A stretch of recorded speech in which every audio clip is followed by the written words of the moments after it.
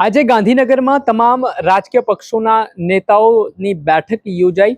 One nation one ઇલેક્શનનું જે bill લાવવાની ચર્ચા ચાલી રહી છે તે મુદ્દે અભિપ્રાય માંગવામાં આવ્યા. જો કે કોંગ્રેસ દ્વારા આ બિલનો વિરોધ કરવામાં આવ્યો અને સત્તાનું કેન્દ્રીકરણ કરવા માટે ખાસ એજન્ડો એની પાછળ કામ કરી રહ્યું છે તેવા આક્ષેપો કર્યા. શું કહી રહ્યા છે મામલે કોંગ્રેસના પ્રદેશ પ્રમુખ અમિત ચાવડા, વિગતે વાત કરીએ. વૈષ્ણવજન તો તેને કહીએ જે પીડ પરાઈ જાનાને રે.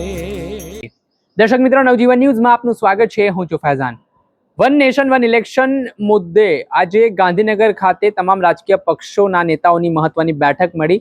આ બેઠકમાં અભિપ્રાય માંગવામાં આવ્યા. કોંગ્રેસ અને આમ આદમી પાર્ટીએ તેનો વિરોધ નોંધાવ્યો છે. કોંગ્રેસના નેતાઓ દ્વારા આ મુદ્દે પ્રતિક્રિયા આપવામાં આવી છે.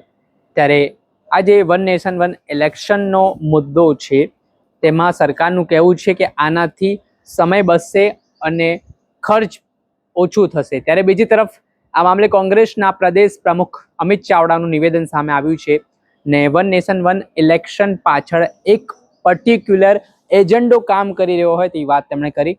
તેમણે કહ્યું કે સત્તાનું કેન્દ્રીકરણ માટે આ પ્રકારે સત્તા પક્ષ દ્વારા બિલ લાવવામાં આવી રહ્યું છે. તમામ રાજ્યની અલગ અલગ વ્યવસ્થાઓ છે, સત્તાઓ છે, તેના ઉપર કેવી રીતે તરાપ મૂકીને સત્તાનું કેન્દ્રીકરણ થાય તેવા પ્રયાસો આ બિલ થકી થવાના છે. સાથે જ જે વાત રહી ખર્ચમાં કમી થશે, તો આની પાછળ જો વન નેશન વન ઇલેક્શન થાય છે તો કેટલો ખર્ચ થઈ શકે છે તેને લઈને શું કહી રહ્યા છે કોંગ્રેસના પ્રદેશ પ્રમુખ અમિત ચાવડા, તેમને સાંભળો. વન નેશન વન ઇલેક્શન નો જે પ્રસ્તાવ છે, જે બિલ છે, એનો અમે સખત શબ્દોમાં વિરોધ કરીએ છીએ. એટલા માટે કારણ કે આ જે બિલ લાવવામાં આવ્યું છે એની પાછળનો જે હિડન એજન્ડા છે એ સત્તાનું કેન્દ્રીકરણ કરવું, બંધારણનું જે આપણી ભાવના છે એના વિપરીત છે. દેશનું જે ફેડરલ સ્ટ્રક્ચર છે, જે સંવિધાનિક ઢાંચો છે કે જેમાં દરેક રાજ્યોને અલગ અલગ વ્યવસ્થાઓ, અલગ અલગ સત્તાઓ મળી છે, એનું કેન્દ્રીકરણ કરવાનો આ પ્રયત્ન છે. સાથે સાથે જે બિલના પ્રાવધાન આપ્યા કે કોઈ રાજ્યમાં સરકાર સામે અવિશ્વાસ પ્રસ્તાવ આવે કે કોઈ રાજ્ય સરકાર એ સરકારનું ભંગ કરે, એવા સંજોગોમાં મધ્યવર્તી ચુનાવ નહીં થઈ શકે અને થશે તો બાકીના પીરિયડ માટે જ કરવામાં આવશે. અને દેશનું જયારે બંધારણ બન્યું ત્યારે બંધારણ સભામાં પણ 1949માં બાબા સાહેબ આંબેડકરે સ્પષ્ટ રીતે કીધું કે કોઈ પણ મતદાર સરકાર ચૂંટવા માટે મત આપે છે 5 વર્ષ માટે હોય, એ અડધા સમય માટે મત હોઈ શકે નહીં. એ જે વ્યવસ્થાઓ આ બિલમાં લાવવામાં આવી છે એનો અમે વિરોધ કરીએ છીએ. સાથે સાથે જે એમણે એના ઉદ્દેશ બતાવ્યા વન નેશન વન ઇલેક્શન એટલા માટે કારણ કે ખર્ચામાં કમી થાય, એટલા માટે કે મશીનરી ઓછી રોકાય, પણ જે જમીનની હકીકત જોઈએ છે તો દરેક રાજ્યોના સેન્ટ્રલ ગવર્મેન્ટના બજેટના 1% પણ ઓછી રકમ આ ચૂંટણીઓની વ્યવસ્થામાં ખર્ચ થાય છે. પણ સાથે એક સાથે ઇલેક્શન કરાવશે તો આટલો મોટો સુરક્ષા બળો ક્યાંથી આવશે? એક સાથે આટલા ઈવીએમ કે વીવીપેટ ખરીદવાના થશે કે એનો કેટલા કરોડોનો ખર્ચ થશે?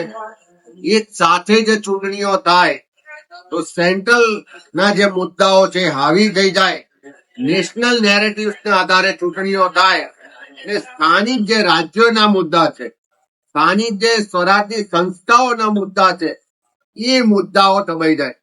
એક સાથે લોકસભાની ચૂંટણી થાય, એક દિવસે વિધાનસભાની ચૂંટણી થાય, એક દિવસે કોર્પોરેશન, જિલ્લા પંચાયત, તાલુકા પંચાયતની ચૂંટણીઓ થાય તો મતદારો પણ ભ્રમિત થશે કે કયા મુદ્દાઓ આધારિત મત કરવું, કયા મુદ્દા આધારિત સરકારો બનાવી, કયા સરકારોની વિફળતાઓ છે એનું એસેસમેન્ટ કરવું. એ મતદારો પણ આમાં મોટા પ્રમાણમાં ભ્રમિત થવાની શક્યતાઓ. કોડ ઓફ કન્ડક્ટના નામે જે વાતો કરવામાં આવી છે એ હાયર સાઈડ આ બિલમાં વાતો કરી, પણ ખરા અર્થમાં કોડ ઓફ કન્ડક્ટ જયારે લાગે છે એ સમયગાળો નિશ્ચિત હોય છે. એ સમયગાળા પહેલાના જેટલા મંજૂર કામો હોય છે, યોજનાઓ છે, ડેવલપમેન્ટ વર્ક ને નિર્ણયો હોય છે, એ એટલા સમય પૂરતા ક્યાંય અટકતા નથી. એવા સંજોગોમાં કોડ ઓફ કન્ડક્ટના નામે પણ જે વાત કરવામાં આવી છે, હું માનું છું કે આમાં કયા યોગ્ય નથી. ત્યારે અમે આ બિલનો વિરોધ કરીએ છીએ. આ દેશનું જે ફેડરલ સ્ટ્રક્ચર છે એની વિરુદ્ધમાં છે, બંધારણની ભાવનાઓની વિરુદ્ધમાં છે, રાજ્ય સરકારની જે વિધાનસભાઓ છે એના અધિકારોને સીમિત કરવા વાળું બિલ છે, સત્તાનું કેન્દ્રીકરણ કરવા વાળું બિલ છે, અને એની પાછળનો જે હિડન એજન્ડા છે એનાથી રાજ્યોની સ્થાનિક સ્વરાજની સંસ્થાઓની જે મુદ્દાઓ છે, જે લોકોનો મતનો અધિકાર છે એ સીમિત થઈ જવાની પૂરેપૂરી શક્યતાઓ છે. એટલે એનો અમે વિરોધ કરીએ. જી હા, આપે સાંભળ્યા કોંગ્રેસના પ્રદેશ પ્રમુખ અમિત ચાવડાને. તેઓ કહી રહ્યા છે કે વન નેશન વન ઇલેક્શનની જો વાત છે તો એટલા પ્રમાણમાં મશીનરી લાવવી પડશે, વીવીપેટ્સ ખરીદવા પડશે, સાથે જ સુરક્ષા બળ એટલી માત્રામાં લાવવા પડશે ને ઘણી બધી જે અવ્યવસ્થાઓ છે આના કારણે સર્જાઈ શકે છે. તો તેમણે આ બાબતનો સખત વિરોધ નોંધાવ્યો છે ને આ બિલ સામે પણ વાંધો રજૂ કર્યો છે, જેના જ કારણે રાજકારણ ગરમાયું છે. દર્શક મિત્રો, આવા જ નવા વિડીયો સાથે આપને માહિતગાર કરતા રહીશું, પડે પડના અપડેટો આપના સુધી પહોંચાડતા રહીશું. એટલે તમારી નવજીવન ન્યૂઝની ચેનલને લાઈક કરી લો, સબસ્ક્રાઇબ કરી લો અને વધુમાં વધુ શેર કરો.